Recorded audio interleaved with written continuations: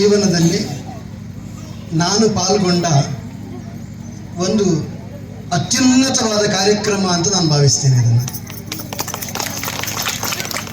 ಬಹುಶಃ ನಮ್ಮ ಸಂಸ್ಕೃತಿಯನ್ನು, ನಮ್ಮ ಸನಾತನ ಪರಂಪರೆಯನ್ನು ಉಳಿಸಿ ಬೆಳೆಸುವ ಕಾಯಕದಲ್ಲಿ ನಾವೆಲ್ಲ ತೊಡಗಿಸಿಕೊಳ್ಬೇಕಾಗ್ತದೆ. ಇಂದಿನ ಈ ಕಾಲಘಟ್ಟದಲ್ಲಿ ಹಳೆಯ ಸಂಪ್ರದಾಯಗಳನ್ನೆಲ್ಲ ಮರೆತಿರುವಂತಹ ನಾವುಗಳು ಮುಂದಿನ ನಮ್ಮ ತಲೆಮಾರಿಗೆ ಇದನ್ನು ರವಾನಿಸುವ ಕಾಯಕದಲ್ಲಿ ಸೋಲ್ತಾ ಇದ್ದೇವೆ. ಕಾರಣ ಸಾಮಾಜಿಕ ಜಾಲತಾಣಗಳು, ಮೊಬೈಲ್ನಂಥ ಯುಗದಲ್ಲಿ ನಾವಿದ್ದೇವೆ.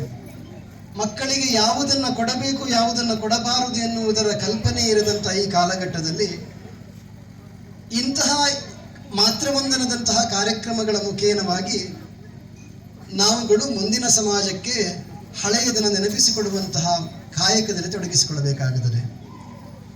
ಬಹುಶಃ ಯೋಚನೆಗಳನ್ನೆಲ್ಲ ಹಾಕಿಕೊಳ್ಳುವವರು ಸಮಾಜದಲ್ಲಿ ಬಹುಮನ್ಯ ಸಿಗುತ್ತಾರೆ. ಆದರೆ ಯೋಜಕಸ್ಯ ದುರ್ಲಭ ಅಂತ ಒಂದು ಮಾತುಂಟು. ಇದನ್ನೆಲ್ಲ ಸಂಯೋಜಿಸಿ ಒಂದು ಕಾರ್ಯಕ್ರಮವನ್ನು ಆಗಿಸುವವರ ಸಂಖ್ಯೆ ಬಹಳ ವಿರಳ. ನಾನು ಪ್ರಥಮತಃ ಬಂದಾಗ ಈ ಶಾಲೆ ಹೇಗಿತ್ತು ಎನ್ನುವುದರ ಬಗ್ಗೆ ಸುಭಾಷ್ ಚಂದ್ರ ಶೆಟ್ಟಿ ಅವರಲ್ಲಿ ಕೇಳಿದೆ. 25 ಮಕ್ಕಳಿರುವಂತಹ ಶಾಲೆ ಆಗಿತ್ತು. ನಾವು ದತ್ತು ತೆಗೆದುಕೊಂಡ ಬಳಿಕ ಈಗ 186 ಮಕ್ಕಳಿದ್ದಾರೆ ಅಂತ ಹೇಳಿದರು. ಇದು ವಿಶೇಷ. ಒಂದು ಗ್ರಾಮೀಣ ಭಾಗದಲ್ಲಿ ಶಾಲೆಯೊಂದನ್ನು, ತಾನು ಕಲಿತ ಶಾಲೆ ಅಧೋಗತಿಗೆ ಇಳಿಯುತ್ತಿರುವ ಕಾಲಘಟ್ಟದಲ್ಲಿ ತಾನು ಆ ಶಾಲೆಯನ್ನು ದತ್ತು ತೆಗೆದುಕೊಂಡು ಶಾಲೆಯ ಸಂಖ್ಯೆಯನ್ನ 2 ಅಂಕೆಯಿಂದ 3 ಅಂಕೆಗೆ ಏರಿಸಿಕೊಳ್ಳುತ್ತಾ ಜೊತೆಗೆ ತನ್ನ ಮಾತ್ರ ಸಂಸ್ಥೆ ಹೊಂದಿದೆ, ಗುರುಕುಲ ವಿದ್ಯಾಸಂಸ್ಥೆ. ಆ ಸಂಸ್ಥೆಯಿಂದ 5 ಶಿಕ್ಷಕಿಯರನ್ನು ಕೂಡ ನೇಮಕ ಮಾಡಿ ಅವರಿಗೆ ಸಂಭಾವನೆಯನ್ನು ಕೂಡ ಕೊಡತಕ್ಕಂಥ ಒಂದು ಮನಸ್ಸು ಅವರು ಮಾಡ್ತಾರೆ ಅಂತ ಹೇಳಿದ್ರೆ ಇದು ನಿಜಕ್ಕೂ ಒಂದು ಸ್ತುತ್ಯಾರ್ಹ, ಅಭಿನಂದನಾರ್ಹ ಒಂದು ಕಾಯಕ ಅಂತ ನಾನು ಭಾವಿಸ್ತೇನೆ. ಅಭಿನಂದನೆಗಳು ಅನುಪಮ ಶೆಟ್ಟಿ ಅವರಿಗೆ ಮತ್ತು ಸುಭಾಷ್ ಚಂದ್ರ ಶೆಟ್ಟಿ ದಂಪತಿಗಳಿಗೆ. ಬಂಧುಗಳೇ, ಈ ಮಣ್ಣಿನ ಬಗ್ಗೆ, ಈ ಮಣ್ಣಿನಲ್ಲಿ ಹುಟ್ಟಿ ಬೆಳೆದಂತಹ ತಾಯಿ ತಂದೆಯರ ಬಗ್ಗೆ ನಮಗೆ ಅಪಾರವಾದ ಗೌರವವನ್ನು ಇರಿಸಬೇಕು. ರಾಮ ರಾವಣರ ಯುದ್ಧ ಆದ ಬಳಿಕ ಲಂಕೆಯನ್ನು ಗೆಲ್ಲುತ್ತಾನಂತೆ ಶ್ರೀರಾಮಚಂದ್ರ. ಗೆದ್ದ ಬಳಿಕ ಸ್ವರ್ಣಮಯವಾಗಿರುವಂತಹ ಲಂಕೆ, ಅದು ಎಲ್ಲ ನೋಡಿದರೂ ಚಿನ್ನದ ಒಂದು ವ್ಯವಸ್ಥೆ ಇರುವಂತಹ ಲಂಕೆ. ಆ ಸ್ವರ್ಣಮಯವಾದಂತಹ ಲಂಕೆಯನ್ನು ಕಂಡಾಗ ಅನುಜನಾಗಿರುವಂತಹ ಲಕ್ಷ್ಮಣ ಹೇಳ್ತಾನಂತೆ, ಅಣ್ಣ ನಾವ್ಯಾಕೆ ಪುನಃ ಅಯೋಧ್ಯೆಗೆ ಹೋಗ್ಬೇಕು, ಇಲ್ಲಿಯೇ ಇದ್ದು ಬಿಡೋಣ ಅಲ್ಲ, ಚಂದವಾಗಿರುವಂತಹ ಲಂಕೆ ಉಂಟಲ್ಲ ಅಂತ ಹೇಳ್ತಾನಂತೆ. ಅದಕ್ಕೆ ರಾಮ ಆಡಿದ ಮಾತು ಇಂದಿಗೂ ಕೂಡ ಅದು ಊರ್ಜಿತದಲ್ಲಿದೆ ಮತ್ತು ಶ್ಲಾಘನೀಯವಾದ ಮಾತುಗಳನ್ನು ರಾಮ ಆಡುತ್ತಾನೆ. ಅಪಿ ಸ್ವರ್ಣಮಯಿ ಲಂಕಾ ನಮೇ ರೋಚತೆ ಲಕ್ಷ್ಮಣ ಜನನಿ ಜನ್ಮಭೂಮಿಶ್ಚ ಸ್ವರ್ಗಾದಪಿ ಗರಿಯೇಸಿ ಅಂತ ಹೇಳಿ. ತಮ್ಮ ಲಕ್ಷ್ಮಣ, ಸ್ವರ್ಣಮಯವಾಗಿರುವಂತಹ ಈ ಲಂಕೆ ನನಗೆ ಯಾವುದೇ ರೋಚಕತೆಯನ್ನು ತಂದುಕೊಡುವುದಿಲ್ಲ ತಮ್ಮ. ಜನನಿ, ಅಲ್ಲಿರುವಂತಹ ಕೌಸಲ್ಯ ಮಾತೆ, ಜೊತೆಗೆ ಜನ್ಮಭೂಮಿಯಾಗಿರುವಂತಹ ಅಯೋಧ್ಯೆ, ಅದು ಮಾತ್ರ ನನಗೆ ರೋಚಕತೆಯನ್ನು ತಂದುಕೊಡುವಂತಹದ್ದು, ಅದು ನನಗೆ ಸ್ವರ್ಗಕ್ಕಿಂತ ಮಿಗಿಲು ಎನ್ನುವಂಥ ಮಾತುಗಳನ್ನ ರಾಮಚಂದ್ರ ಆಡ್ತಾನಂತೆ. ನಮಗೆಲ್ಲರಿಗೂ ಆದರ್ಶಪ್ರಾಯರಾಗಿರುವಂತಹ ಈ ಮಣ್ಣಿನ ಧಾರ್ಮಿಕ ಉಳಿವು ಅಳಿವುಗಳಿಗೆ ಪ್ರೇರಣಾದಾಯಕನಾಗಿರುವಂತಹ ರಾಮನಾಡಿದ ಮಾತುಗಳದು. ಆ ರಾಮನ ನಡೆಯಲ್ಲಿಯೇ ನಡೆದುಕೊಂಡು ಬಂದಂತಹ ನಾವುಗಳು ರಾಮನ ಮಾತುಗಳನ್ನ ಚಾಚೂ ತಪ್ಪದೆ ಪಾಲಿಸ್ತಾ ಬರಬೇಕಾಗುತ್ತದೆ. ಯಾವುದು ಭಾರತ?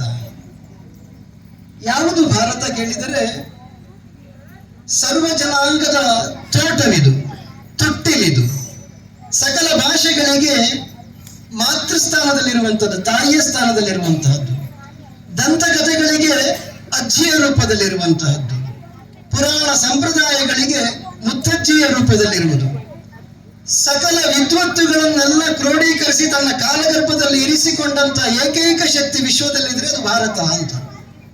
ಅಂತಹ ಮಣ್ಣಿನಲ್ಲಿ ಹುಟ್ಟಿದಂತ ನಾವುಗಳು ಶ್ರೇಷ್ಠವಾದದ್ದನ್ನು ಉಣ್ತಾ ಇದ್ದೇವೆ.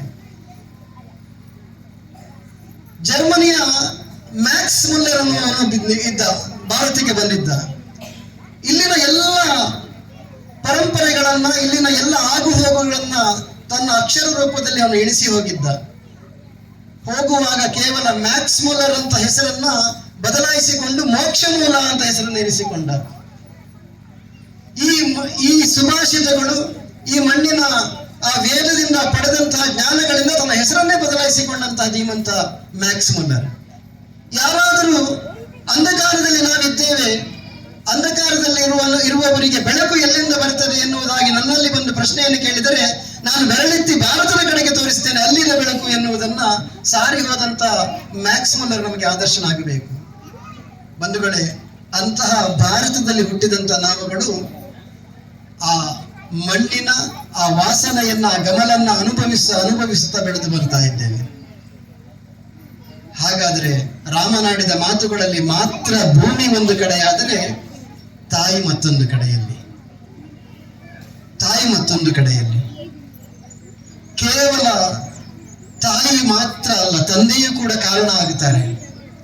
ಆದರೆ ತಾಯಿಯನ್ನ ಹೋಲಿಕೆ ಮಾಡುವಾಗ ಹಿಂದಿನವರು ಹೇಗೆ ಹೇಳ್ತಾರೆ ಕೇಳಿದ್ರೆ, ಒಬ್ಬ ಶಿಕ್ಷಕನಿಗಿಂತ 100 ಶಿಕ್ಷಕನಿಗಿಂತ ಒಬ್ಬ ಗುರು ಮೇಲಂತೆ, 100 ಗುರುವಿನಿಂದ ಒಬ್ಬ ತಂದೆ ಮೇಲಂತೆ, ಅಂತಹ 1000 ತಂದೆಗಳಿಗಿಂತ ಓರ್ವ ತಾಯಿ ಮೇಲಂತೆ. ಇದನ್ನ ನೀವು ಗಮನಿಸಬೇಕು ಮಕ್ಕಳೇ. ತಾಯಿಯ ಯೋಗ್ಯತೆ ಎಷ್ಟು ಎನ್ನುವುದನ್ನ ಆ ಮಾತುಗಳಲ್ಲಿ ನೀವು ಗಮನಿಸಬೇಕಾಗುತ್ತದೆ. ನವಮಾಸ ಪರ್ಯಂತರವಾಗಿ ನಮ್ಮನ್ನ ಹೊತ್ತು ಆ ಕಷ್ಟವನ್ನೆಲ್ಲ ಅನುಭವಿಸಿಕೊಂಡು ನಿಮಗೆ ಜನ್ಮವನ್ನ, ಈ ಲೋಕದ ಬೆಳಕನ್ನ ಕಾಣಿಸಿದಂತಹ ತಾಯಿ ನಮಗೆ ಪೂಜ್ಯನೀಯರಾಗುತ್ತಾಳೆ, ನಮಗೆ ಗೌರವಾನ್ವಿತ ವ್ಯಕ್ತಿಯಾಗಿ ಕಾಣಿಸ್ತಾಳೆ.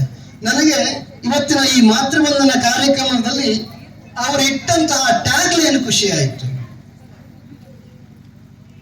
ಗುಡಿಗೆ ತುಂಬಿಸಲಾಗದಂತಹ ಮೂರ್ತಿ ನನ್ನ ಹಡೆದವ್ವ ಅಂತ. ಒಂದು ಗುಡಿಗೆ ತುಂಬಿಸಲಾಗದಂತಹ ಒಂದು ಮೂರ್ತಿ ಅಂತೆ ತಾಯಿ. ನಾವೆಲ್ಲ ಹೇಗೆ ಗಮನಿಸಬೇಕು ಇದನ್ನ ಕೇಳಿದ್ರೆ, ದೇವರು ಇರುವಂತಹ ಸ್ಥಾನ ಯಾವುದುಂಟು ನೋಡಿ, ಅದನ್ನ ಗರ್ಭಗುಡಿ ಅಂತ ನಾವು ಕರೆಯುವಂಥದ್ದು. ದೇವರನ್ನ ಗರ್ಭಗುಡಿಯಲ್ಲಿ ಇರಿಸ್ತೇವೆ. ಯಾಕೆ ಇರಿಸ್ತೇವೆ ಕೇಳಿದ್ರೆ, ಅದೊಂದು ಪವಿತ್ರವಾದಂತಹ ಸ್ಥಳ. ಆ ಗರ್ಭಗುಡಿಯನ್ನ ಯಾರೂ ಕೂಡ ಪ್ರವೇಶಿಸಬಾರದು ಎನ್ನುವುದಾಗಿ.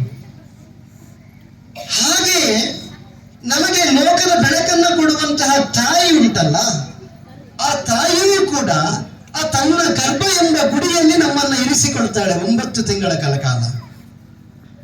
ಅದು ಕೂಡ ಪವಿತ್ರವಾದಂತಹ ಸ್ಥಾನ, ಅದು ಕೂಡ ಪವಿತ್ರವಾದಂತಹ ಸ್ಥಾನ. ಗರ್ಭಗುಡಿಯ ಒಳಗೆ ದೇವರಿರುವ ಜಾಗಕ್ಕೆ ಯಾರಿಗೂ ಕೂಡ ಪ್ರವೇಶ ಇರುವುದಿಲ್ಲ. ಅಂತಹ ಪವಿತ್ರವಿರುವ ಸ್ಥಾನ ಮತ್ತೊಂದು ಉಂಟು ಎಲ್ಲಿ ಕೇಳಿದರೆ, ಅದು ತಾಯಿಯ ಗರ್ಭದಲ್ಲಿ ಉಂಟು, ಆ ಗರ್ಭಗುಡಿಯಲ್ಲಿ ಉಂಟು ಅಂತ. ಅಂದ್ರೆ ಒಂದು ಜನ್ಮವನ್ನು ಕೊಡುವಂತ, ಆ ದೇವರಿಗೆ ಜನ್ಮವನ್ನು ಕೊಡುವಲಿಕ್ಕೆ ಸಾಧ್ಯವಾಗದ್ರೆ ದೇವರು ತಾಯಿಯ ಮೂಲಕವಾಗಿ ಮತ್ತೊಂದು ಜೀವಕ್ಕೆ ಜನ್ಮವನ್ನು ನೀಡುತ್ತಾಳೆ. ಒಂದು ತಾಯಿಯ ಯೋಗ್ಯತೆಯನ್ನ ಗಮನಿಸುವಾಗ ಒಂದು ಕಥೆ ನೆನಪಾಗುತ್ತದೆ ನನಗೆ.